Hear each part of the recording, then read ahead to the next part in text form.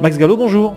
Bonjour. Suite de notre entretien autour de votre livre 1941, Le Monde prend feu, paru en février 2011 aux éditions XO. Je rappelle que vous êtes académicien depuis 2007, auteur prolifique de, disons, 3 livres par an à peu près. Et bien sûr, vous êtes historien de renommée nationale, internationale.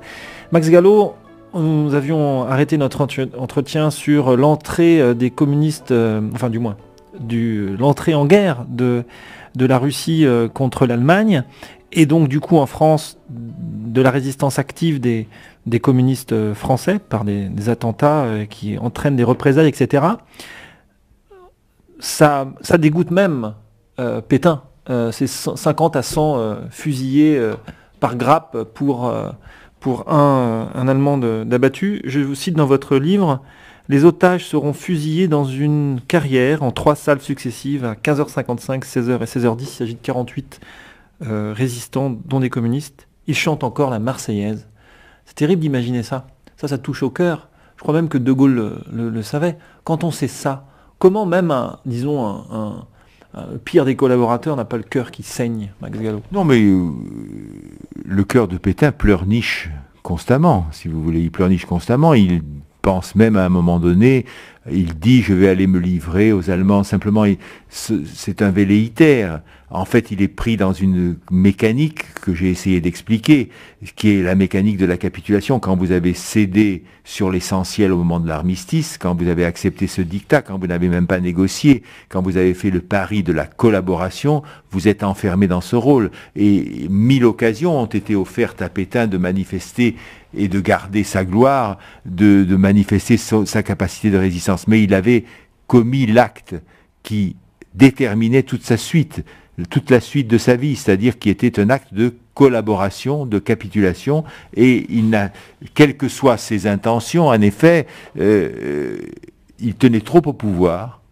À partir du moment, il était trop engagé dans cette mécanique de la collaboration pour pouvoir en sortir, même si je remplace ce verbe parce que c'est celui qu'il faut employer, même s'il pleurnichait chaque fois, quelques minutes ou quelques heures, chaque fois qu'on lui annonçait 150 personnages ont été fusillés, etc. Mais en même temps, il ouvrait les frontières de la zone libre à la Gestapo, à la police allemande, qui entrait en zone libre, qui venait arrêter des résistants ou même des réfugiés allemands qui étaient réfugiés en zone libre. Max Gallo, est-ce qu'on peut dire que l'origine de la résistance, ce sont les communistes qui l'ont créée? Non, ce serait une contre-vérité absolue. Absolue, et contre laquelle il faut s'élever, parce qu'elle a été présentée comme cela pendant des décennies par les communistes et par certains historiens. En réalité, la résistance, c'est De Gaulle. La résistance, c'est autour de Gaulle des hommes qui, au moins jusqu'en 1941, ne sont pas communistes. Et avec beaucoup des gens de droite, des monarchistes, avec des patriotes, avec surtout des gens qui se définissaient par le patriotisme. Vous avez un livre admirable qui est le livre du secrétaire de Jean Moulin, Daniel Cordier, Caracalla, qui montre comment cet homme qui est issu d'un milieu de la bonne bourgeoisie, qui est maurassien, qui est même antisémite, mais qui est révulsé par la capitulation de Pétain et qui va devenir un résistant de première grandeur en étant le secrétaire de Jean Moulin, qui va à Londres. Vous avez les marins de l'île de Sein qui, par patriotisme, les pêcheurs de l'île de Sein gagnent Londres. Vous avez des actes innombrables. Mesmer, pour qui j'avais une très grande admiration, qui a été ministre, premier ministre, académicien, Mesmer, qui était un jeune lieutenant, vole une moto pour pouvoir quitter la France et aller jusqu'à Marseille, s'emparer d'un bateau et gagner l'Angleterre. Donc le patriotisme est une affaire qu'on ne peut absolument pas affecter à un parti politique. On peut dire simplement que les communistes ne sont entrés dans la résistance réellement qu'après le mois de juin 1941, quand l'Union soviétique y est entrée. Max Gallo, surprise. Alors j'ai oublié de dire dans votre livre d'ailleurs qu'il y a des photos. D'ailleurs c'est intéressant, c'est souvent d'ailleurs des photos qui renvoient au texte et inversement. Ça illustre, on s'imagine un peu mieux votre propos, bien que ce soit très éclairant votre récit. Il n'y a pas de problème à imaginer rien que par le texte, mais il y a des photos. Et page 72, surprise, Romain Gary apparaît. Romain Gary, écrivain, romancier magnifique de La Promesse de l'Aube. Est-ce que vous l'avez connu? Parce que lui en fait il était aviateur. et il venait bombarder. Vous l'avez croisé? Plusieurs fois. Il habitait rue du Bac, pas loin de chez moi. Et je suis allé chez lui quelques fois et nous avons parlé. Je trouve que La promesse de l'aube est un livre tout à fait extraordinaire. C'est un chef-d'œuvre. Et c'est un homme qui a fait preuve d'un très grand courage, pilote dans les forces aériennes françaises libres, qui ensuite est resté un gaulliste déterminé et qui a fait la carrière de romancier que l'on sait. Ouais, et il disait d'ailleurs que sa mère avait autant de détermination que Charles de Gaulle dans La promesse de l'aube. Est-ce que vous vous rappelez de ce passage-là? Je me rappelle surtout de ce qu'a fait sa mère, cette attitude extraordinaire qui a consisté, sachant qu'elle était malade, qu'elle allait mourir, qui a consisté à écrire par anticipation plus de 200 lettres à son fils, qu'elle savait à Londres. Ces lettres étaient, je crois, postées en Suisse, car elle craignait que si son fils apprenait sa mort, son attitude dans le combat aurait été telle qu'il aurait été tué.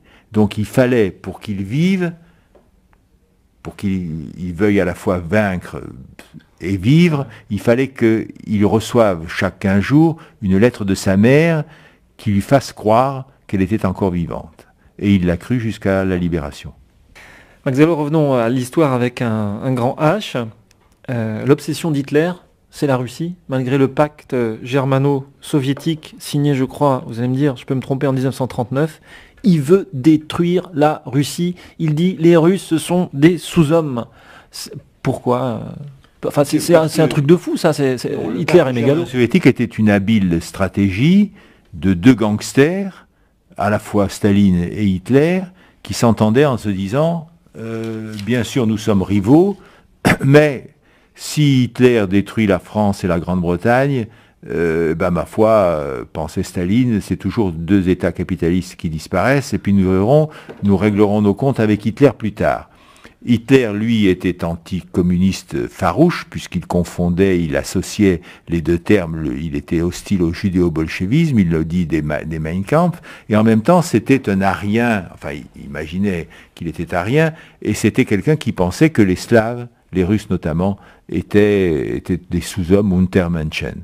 Et donc, il a finalement, quand il a vu qu'il n'a pas pu briser les reins à l'Angleterre, il a pensé que l'Angleterre serait amenée à capituler ou à négocier avec lui si elle perdait cet allié potentiel dans lequel elle croyait, qui était la Russie soviétique. Autrement dit, le raisonnement absurde de Hitler était: je vais faire liquider la Russie en quelques semaines, la Russie va être battue comme la France l'a été, cette armée rouge ne vaut rien, elle a été décimée par les purges de Staline, et une fois la Russie battue, occupée, détruite, à ce moment-là, les Anglais comprendront qu'ils sont seuls contre nous, et à ce moment-là, ils négocieront avec nous. Et telle était la pensée qui permettait à Hitler à la fois d'agir contre la Russie et en même temps de ne pas souscrire à cette logique qu'il avait déjà condamnée pendant la Première Guerre mondiale, jamais une guerre sur deux fronts. Alors là, il va faire une guerre sur deux fronts parce que les Russes résistent beaucoup plus qu'ils n'imaginaient et l'Angleterre va se trouver évidemment renforcée à partir du 22 juin 1941 par le fait qu'il y a la Russie dans la guerre. Car cette date de 41, cette année 41 se termine sur la première défaite considérable de Hitler devant Moscou. Les Russes lancent des contre-offensives et ces offensives font reculer les Allemands de 300 km. On peut dire que la guerre est jouée à la fois parce qu'elle est devenue mondiale en 1941 et parce que la Russie ne s'est pas effondrée et que la Wehrmacht souffre terriblement en hiver 1941. Staline prend le micro à plusieurs reprises. Tout le monde sait, le peuple russe sait que Staline est en gros un dangereux, est un fou qui n'hésite pas à purger, vous avez dit l'armée, je crois que les cadres de l'armée d'ailleurs beaucoup ont été zigouillés, et même les dissidents sont tués. Pourtant, lorsque les nazis avancent, le peuple, on a l'impression en tout cas à vous lire que le peuple pense que Staline finalement c'est le petit père des peuples, un petit peu. Il lui redonne confiance ou pas? D'abord, Staline n'est pas ressenti, comme vous l'avez dit, par tout le monde. Il y a des communistes en Russie, ça existe, il y a un parti communiste, il y a des gens qui croient en Staline, qui imaginent que c'est le successeur de Lénine. La relation à Staline est plus ambiguë, en même temps c'est un tyran, chacun vit dans la terreur parce qu'on sait qu'on peut être déporté dans ce qu'on appellera le goulag, après Solzhenitsyn, quand on connaîtra cette expression. Mais surtout, Staline a très vite compris que s'il voulait soulever la résistance des Russes contre les Allemands, il fallait cesser de parler de camarades. Et son allocution du mois de juillet 1941, elle est extraordinaire, parce qu'il commence par ces mots « frères et sœurs ». Fini le temps des camarades, fini le temps du bolchevisme, mais vive la Russie éternelle, vive la Russie qui a battu, vive la Russie de Souvarov, vive la Russie des généraux qui ont battu les troupes de Napoléon, vive la Russie de Tolstoï, et vive la Russie, la grande Russie, l'éternelle Russie, et pendant toute la guerre, Staline va jouer sur cette carte, c'est-à-dire sur la carte du patriotisme russe. Et comme en face de lui, il trouve des Allemands qui vont traiter les Russes comme on peut traiter des animaux qui n'ont, puisque ce sont des sous-hommes, qui vont laisser les prisonniers russes, car il y a des centaines de milliers de soldats russes qui se rendent dans les premiers mois de la guerre, avant le mois de novembre 41. Ces prisonniers russes sont en fait conduits à mourir de faim, de froid, traités, et il y a même des scènes de cannibalisme dans les camps de prisonniers russes. Donc tout cela, plus l'attitude des Allemands qui brûlent les villages, qui ne jouent pas ce qui aurait été une partie possible, qui ne jouent pas sur le sentiment des Ukrainiens, qui sont anti-russes, qui sont anticommunistes, qui, au contraire, traitent tout le monde comme des sous-hommes, cette attitude-là favorise évidemment le réveil du patriotisme russe. De toute façon, la Russie est une grande nation, le patriotisme russe est une réalité. Et c'est lui qui brise l'avance allemande. Franchement, Hitler n'aurait pas pu prévoir cet échec. La Russie, c'était beaucoup trop grand. Il y avait la météo. Je crois que vous faites des descriptions terribles des soldats allemands qui n'ont vraiment rien, quoi. Aucun équipement pour le froid, parce que dans sa mégalomanie, Hitler pensait que la campagne de Russie serait brève, serait une blitzkrieg, une campagne éclair comme avait été celle de la France, que les panzers allaient en quelques semaines, avant l'hiver en tout cas, briser la résistance russe. Or, c'est le contraire qui se passe, car même dans les premières semaines, quand les premières divisions russes se décomposent, quand il y a des centaines de milliers de prisonniers, en fait, il y a toujours des îlots de résistance, ceux qui vont devenir des partisans et qui vont mener la guerre de partisans. C'est d'ailleurs sur votre carte, ici à l'entrée, je crois, les îlots de résistance, là. Absolument. Vous mettez toujours des cartes dans vos livres, c'est intéressant, on peut suivre. Oui, elles sont sommaires, mais elles sont utiles dans la mesure où elles permettent de situer les mouvements de troupes et les événements. Stalingrad, c'était 1942, Max Gallo ? Stalingrad, c'est 42. Whoa, sometime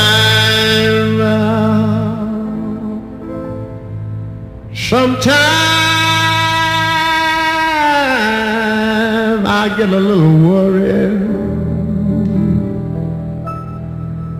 Well, but I want to tell y'all it's all right now. Yeah, because I got a woman way on town, good to me. Yes, I have. I got a woman now, way over town, good to me. Oh yeah, yeah, she give me money when I need now. Oh, she's the kind of Bernardina, say that woman, way on down, good to me, yes I have. She says I love it, well in the morning, yes to me, oh yeah. She says I love it now, well in the morning, yes to me, oh yeah, yeah. She says I love it, yes to me.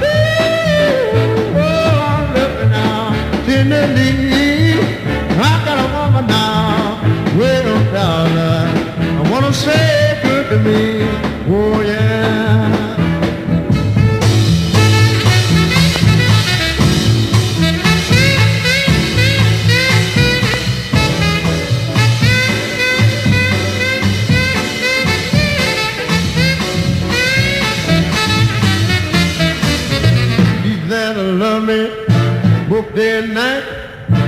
never grumbles or fusses, always treats you right.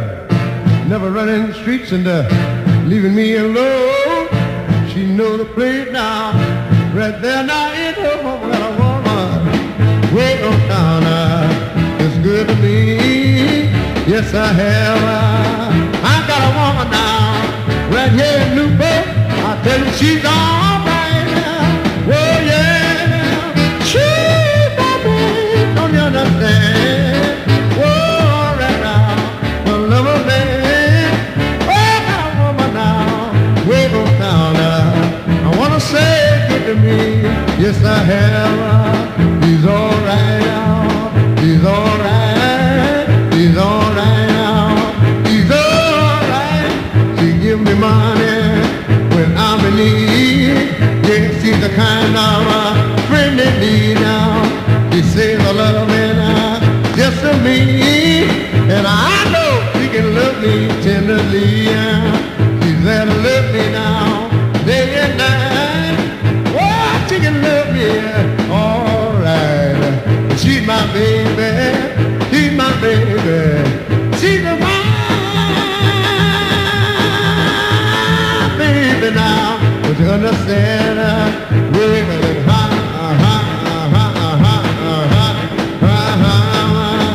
love a man now. I said I know now. He's all right now. He's all right now. Yeah, I know. Yeah, I know. He's all right now. Well, all right. Yeah, now. He's all right. Well, all right now. I got a woman. I wanna tell you right now. She's all right now.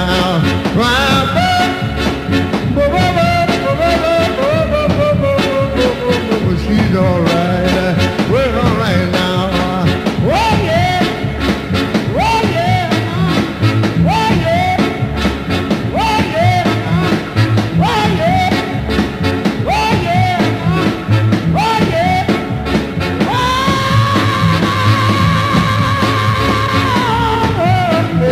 Sometimes I feel it, so feel it. Sometimes I feel it, no feel now. I say I feel, oh I feel alright. Feel alright. Feel alright. I feel alright. I feel alright. I got a woman. I got a woman. She make me feel alright. All the time. I feel alright. Word in the morning, word in the midnight, every day, every night, I feel alright. Oh, all the time, feel alright. I feel alright. I feel alright right now. I wanna know if you feel alright. If you feel alright now. If you feel alright. If you feel alright, I feel alright. Yeah, yeah, yeah.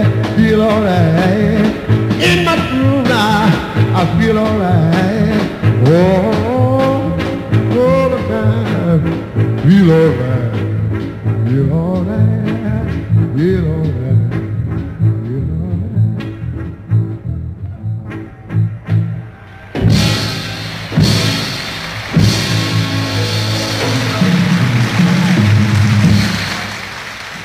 Chemin de traverse, RCF. Max Gallo, pourquoi les États-Unis hésitent jusqu'à Pearl Harbor, le 7 décembre 1941, à s'engager militairement? Est-ce qu'ils soutiennent l'effort des Anglais quand même? Ah oui. Ils livrent des armes, des canons, des camions, des navires, et ils jouent un rôle tout à fait essentiel dans la possibilité qu'ont les Anglais de résister à l'Allemagne. Mais ils ne veulent pas entrer en guerre parce qu'il y a une très forte opinion isolationniste aux États-Unis.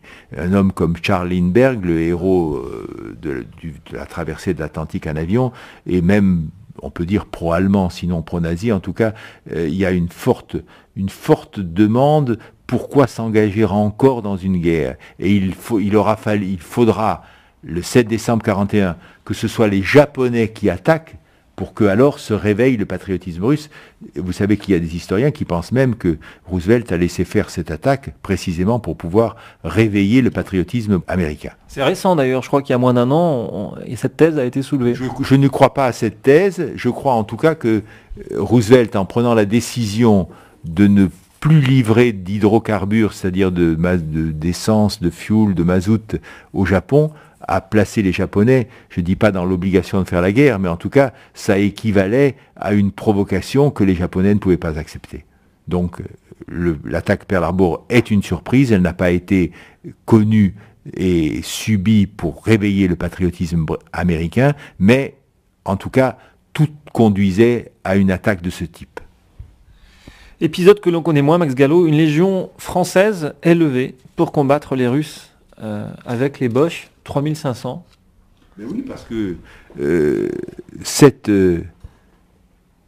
attaque de l'Allemagne sur la Russie, elle est une bénédiction pour les ultras de la collaboration en France. C'est-à-dire qu'ils vont essayer de dire, comme la phrase classique de Pierre Laval, qui est le président du Conseil, essayer de dire « Je souhaite la victoire de l'Allemagne », car si l'Allemagne, ce mot qui lui sera reproché et qui le condamne à mort, je souhaite la victoire de l'Allemagne, et le reste, je le résume, car si les Allemands perdaient la guerre, ce serait le triomphe de la barbarie bolchevique. C'est-à-dire que l'anticommunisme était une donnée de la politique française, et dans tous les pays, il y avait à juste titre des anticommunistes, mais l'illusion des ultras de la collaboration, c'est que désormais la guerre a trouvé toute sa signification, et il faut non seulement que la France gagne sa place en collaborant avec les Allemands sur le plan de l'organisation du travail, etc., mais il faut qu'elle collabore avec les Allemands en envoyant des hommes se battre sur le front russe.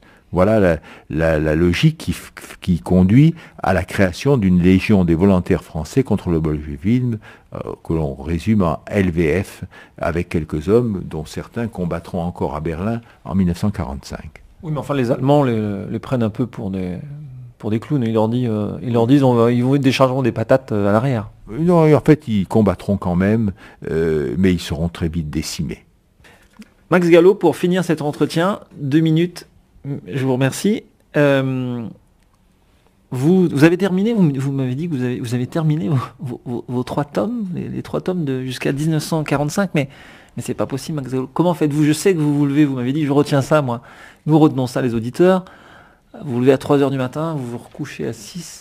Vous écrivez vraiment tous les jours comme ça, Max Gallo? Écoutez, en ce moment moins, parce que j'ai beaucoup de manuscrits d'avance, j'ai fait un gros effort, puis je deviens un homme marqué par les années, donc tout cela fait que je travaille un peu moins depuis quelques mois, mais j'ai fini beaucoup de livres, j'ai fini notamment cette histoire de la Deuxième Guerre mondiale, une histoire de la Deuxième Guerre mondiale, dont ont été publiés le 1940, le 1941, je pense qu'à l'automne nous publierons 42, mais j'ai écrit 43 et 44-45.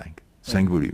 Et puis vous avez, même si on n'en a pas parlé, vous avez publié cette profession de foi, comme vous dites, Jésus aux éditions XO.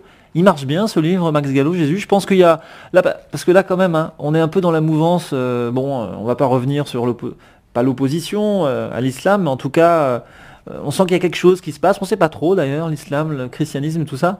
Ça, c'est un livre qui doit se vendre, donc Jésus, non? Écoutez, je ne l'ai pas fait dans cette optique, mais il n'empêche que c'est un livre qui marche très très bien. Il a dépassé assez largement, je crois, 100 000 exemplaires. Merci Max Gallo. En tout cas, donc je rappelle le titre de votre dernier livre, 1941, Le monde prend feu, aux éditions XO. Merci Max Gallo, au revoir. Au revoir, merci.